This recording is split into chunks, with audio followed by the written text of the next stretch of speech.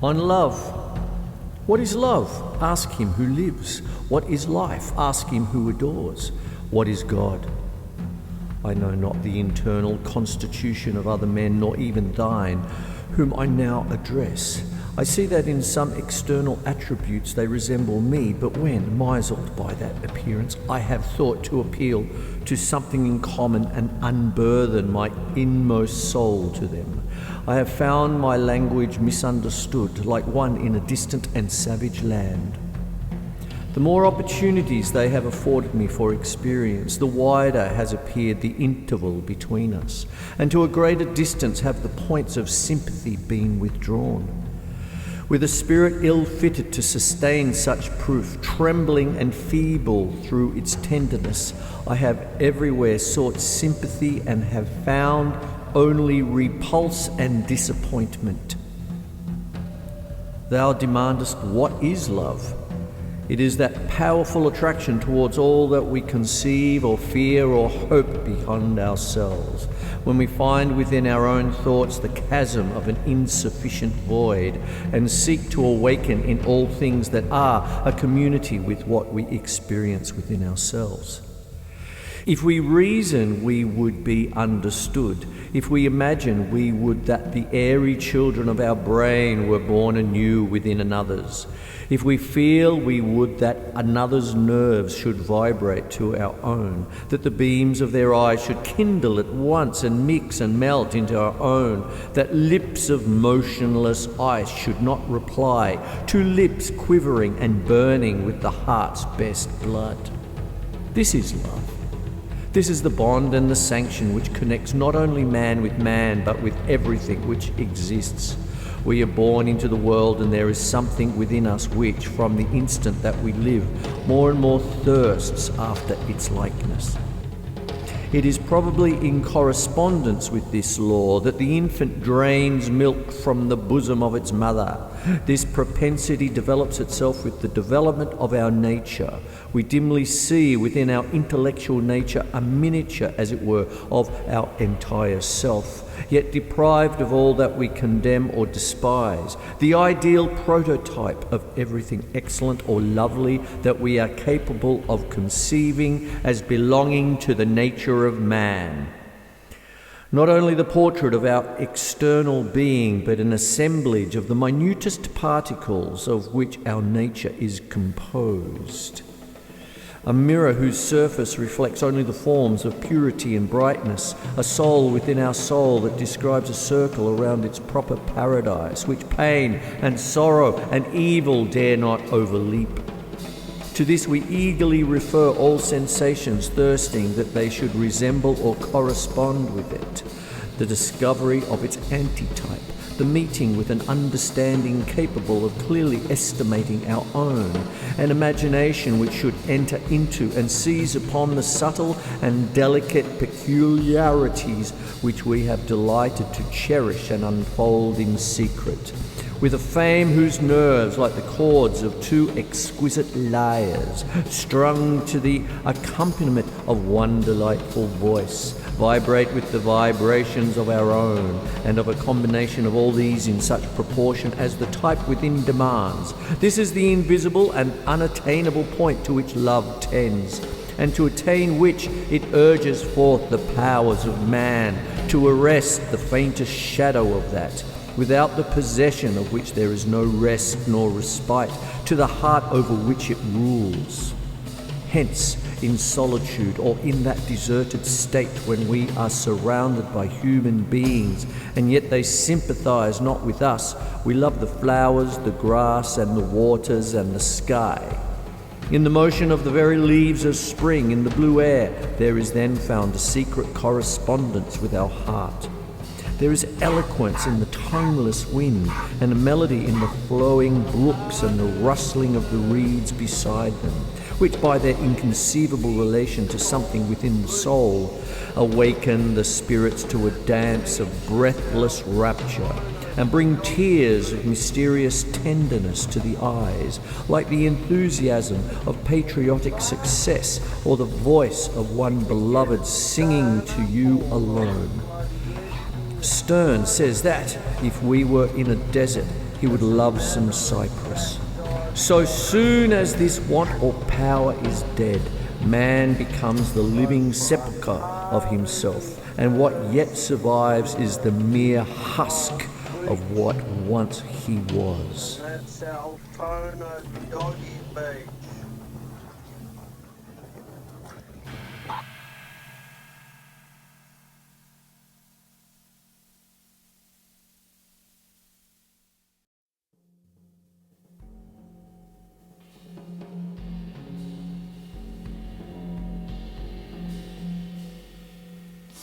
The awful shadow of some unseen power floats through unseen among us, visiting this various world with as inconstant wing as summer winds that creep from flower to flower. Like moonbeams that behind some piney mountain shower, it visits with inconstant glance each human heart and countenance, like hues and harmonies of evening, like clouds in starlight widely spread, like memory of music fled, like aught that for its grace may be, dear and yet dearer for its mystery.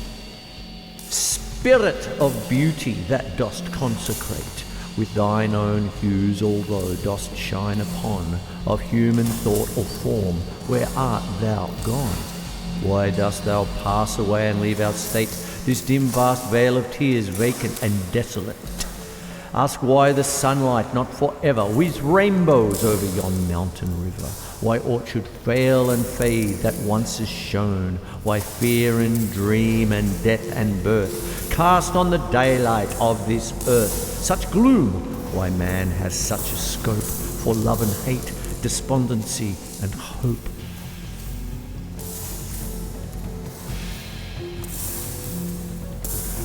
No voice from some sublimer world hath ever to sage or poet these responses given.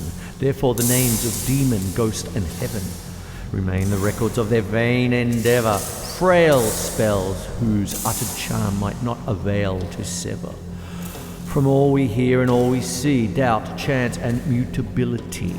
Thy light alone, like mist over the mountains driven, or music by the night wind sent through strings of some still instrument, or moonlight on a midnight stream, gives grace and truth to life's unquiet dream.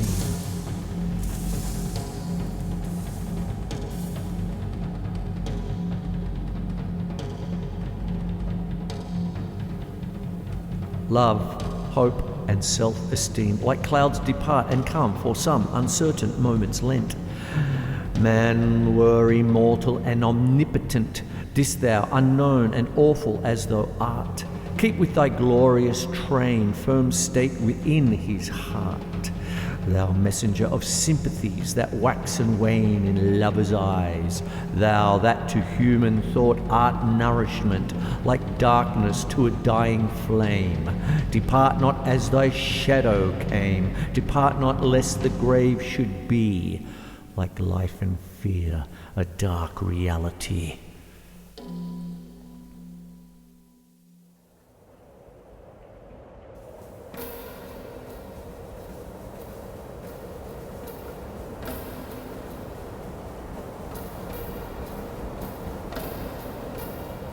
While yet a boy I sought for ghosts and sped through many a listening chamber, cave and ruin, and starlight wood with fearful steps pursuing, hopes of high talk with the departed dead. I call on poisonous names with which our youth is fed. I was not heard, I saw them not, when musing deeply on the lot of life and that sweet time when winds are wooing all vital things that wake to bring news of birds and blossoming. Sudden thy shadow fell on me. I shrieked and clasped my hands in ecstasy.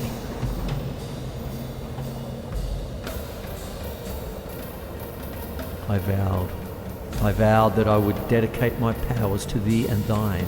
Have I not kept the vow? With beating heart and streaming eyes, even now I call the phantoms of 1,000 hours. Each from his voiceless grave they have envisioned bowers of studious zeal or love's delight, outwatched with me the envious night, They know that never joy illumed my brow, unlinked with hope that thou wouldest free this world from its dark slavery, that thou, O awful loveliness, wouldst give whatever these words cannot express.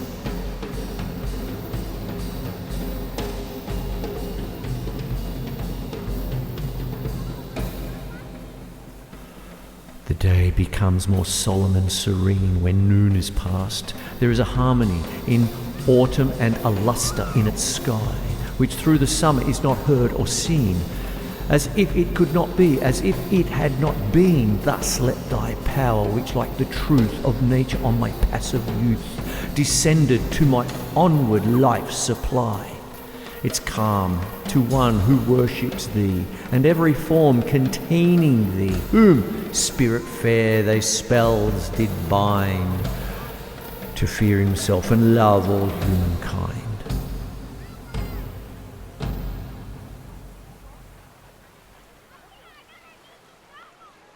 Mont Blanc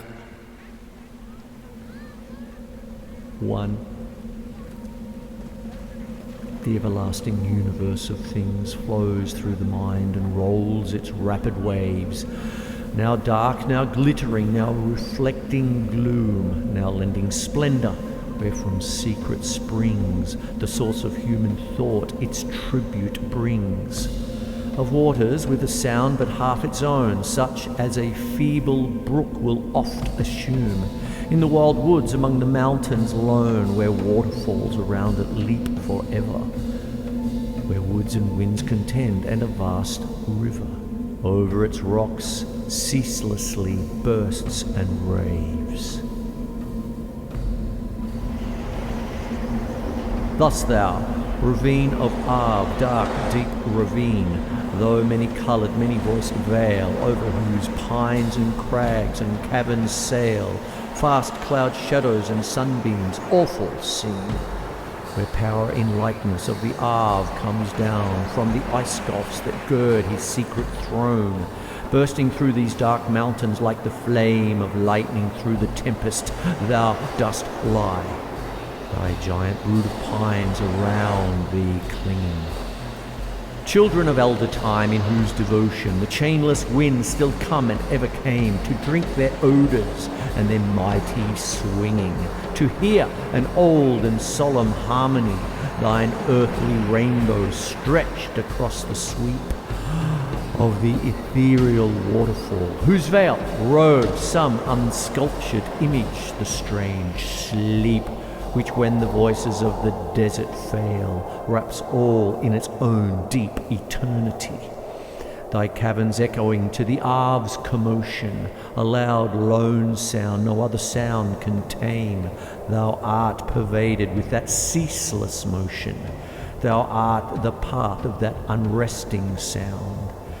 Dizzy ravine, and when I gaze on thee, thou art the path of that unresting sound.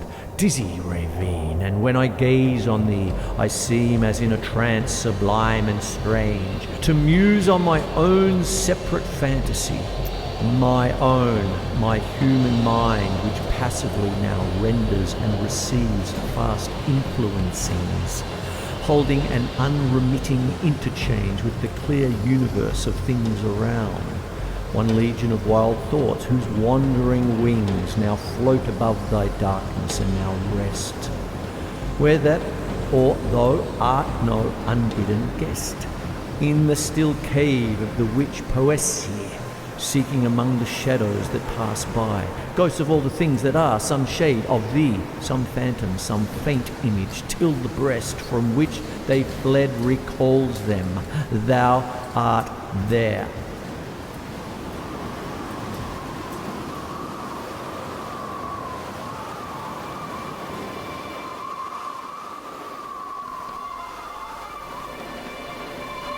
Some say the gleams of a remoter world visit the soul in sleep, that death is slumber, and that its shapes the busy thoughts outnumber of those who wake and live. I look on high, has some unknown omnipotence unfurled the veil of life and death? Or do I lie in dream, and does that mightier world of sleep spread far around and inaccessibly its circles, for the very spirit fails, driven like a homeless cloud from steep to steep, that vanishes among the viewless gales. Far, far above, piecing the infinite sky, Mont Blanc appears, still snowy and serene. Its subject mountains, their unearthly forms, pile around it. Ice and rock, broad veils between of frozen floods, unfathomable deeps, blue as the overhanging heaven that spread, and wind among the accumulated steeps. A desert peopled by the storms alone, save when the eagle brings some hunter's bone, and the wolf tracks here there. How hideously its shapes are heaped around, rude, bare, and high. Ghastly and scarred and riven, is this the scene where the old earthquake demon taught her young ruin? Were these their toys, or did a sea of fire envelop once this silent snow? None can reply. All seems eternal now. The wilderness has a mysterious tongue which teaches awful doubt or faith so mild, so solemn, so serene that man may be but for such faith which nature reconciled. Thou hast a voice, great mountain, to repeal large codes of fraud and woe, not understood by all, but which the wise and great and good interpret, or make felt, or deeply feel.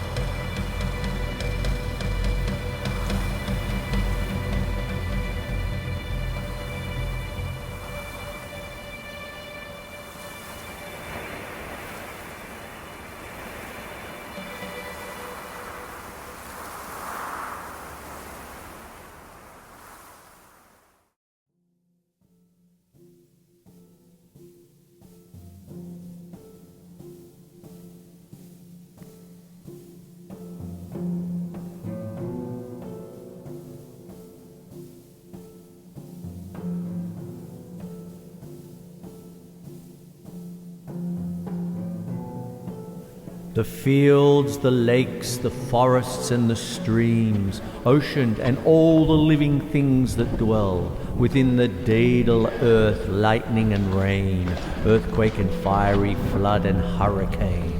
The torpor of the ear when feeble dreams visit the hidden buds, or dreamless sleep holds every future leaf and flower, the bound with which from that deserted trance they leap. The works and ways of man, their death and birth, at that of him, and all that his may be. All things that move and breathe with toil and sound are born and die, revolve, subside and swell. Power dwells apart in its tranquility, remote, serene, and inaccessible. And this, the naked countenance of earth, on which I gaze, even these primeval mountains, teach the adverting mind. The glaciers creep like snakes that watch their prey from their far mountains, slow rolling on there many a precipice. Frost and the sun in scorn of mortal power have piled dome, pyramid and pinnacle, a city of death, distinct with many a tower, and wall impregnable of beaming ice. Yet not a city, but a flood of ruin is there, that from the boundaries of the sky rolls its perpetual stream. Vast pines are strewing its destined path, or in the mangled soil. Branchless and shattered sand, the rocks drawn down from yon remotest waste, have overthrown the limits of the dead and living world, never to be reclaimed. The dwelling place of insects, beasts and birds becomes its spoil, their food and their retreat forever gone. So much of life and joy is lost. The race of man flies far in dread. His work and dwelling vanish like smoke before the tempest stream, and their place is not known. Below, vast caves shine in the rushing torrent's restless gleam, which from those secret chasms in tumult welling meet in the vale and one majestic river, the breath and blood of distant lands, forever rolls its loud waters to the ocean waves, breathes its swift vapors to the circling air.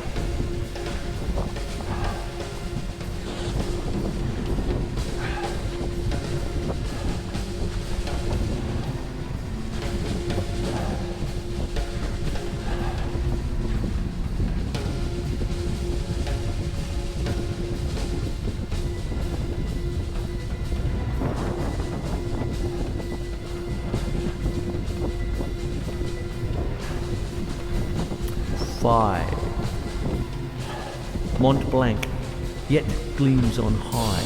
The power is there, the still and solemn power of many sights, and many sounds, and much of life and death. In the calm darkness of the moonless nights, in the lone glare of day, the snows descend upon that mountain. None beholds them there, nor when the flakes burn in the sinking sun, or the starbeams dart through them. Winds contend silently there, and heap the snow with breath. Rapid and strong, but silently, its home the voiceless lightning in these solitudes keep innocently, and like vapour broods over the snow. The secret strength of things which governs thought, and to the infinite dome of heaven is as a law inhabits thee. What were thou and earth and stars and sea, if to the human mind's imaginings silence and solitude were vacancy?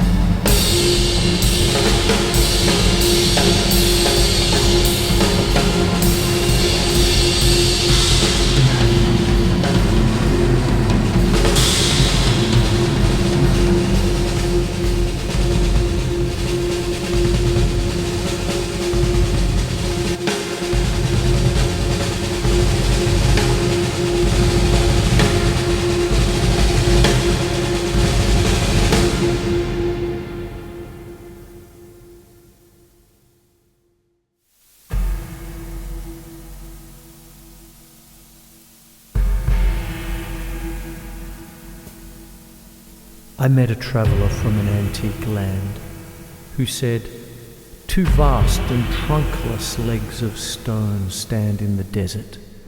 Near them, on the sand, half sunk, a shattered visage lies, whose frown and wrinkled lip and sneer of cold command tell that its sculptor well those passions read, which yet survive, stamped on these lifeless things, the hand that mocked them, and the heart that fed, and on the pedestal these words appear. My name is Ozymandias, King of Kings. Look on my works, ye mighty, and despair.